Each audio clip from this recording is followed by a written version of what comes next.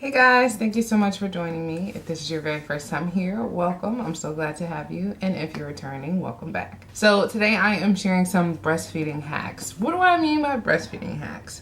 So I'm sharing with you guys some tips, some hints, some things that I do in order to make breastfeeding a less stressful experience. I know that breastfeeding is beautiful, it's an amazing journey, and it has so many great advantages, but like if we're being honest, it can be hard sometimes. So I'm just gonna share some of my tips. If you'd be interested in watching, stick around. Alright, so tip number one is pump if you can. And I know this might seem obvious, but with my first child, I was pumping, but I was never, like, I only wanted to save that milk for like a rainy day. So I was the only person who was feeding my son, and that made me extremely tired. So if you can pump and then hand that bottle off to somebody who will feed your baby when you need some rest. My second tip is to expect and accept that cluster feeding happens. Cluster feeding can be so stressful if you like don't know what's going on, or you don't settle into the thought that, okay, I'm gonna be sitting here for hours feeding this baby. Speaking of feeding this baby, okay, good morning. Okay. Probably around day 3, day 4 is when a lot of cluster feeding starts, and sometimes it can continue up to day 10, day 14. And if you aren't expecting it, then it can be really stressful. Like, you literally spend the majority of your day feeding this baby, and it's like, what's wrong with my baby? What's wrong with my milk?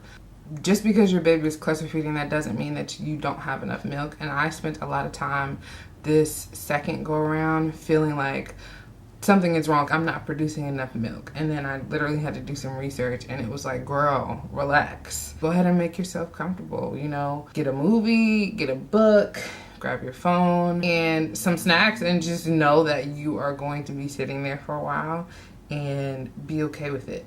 As small as that seems, accepting that I was going to be in one spot for a while, for a couple of days, really helped me to stop stressing about it. My next tip is to lay them next to you and breastfeed when you're tired. So when I am in the bed at night, I lay my son next to me and I let him feed while I am laying down. With my first son, I would sit up straight in the bed every single time it was time for him to eat. And I didn't get no sleep, and it's just because I was propping myself completely upright every single time he got hungry in the middle of the night, which we know is every 2 to 3 hours.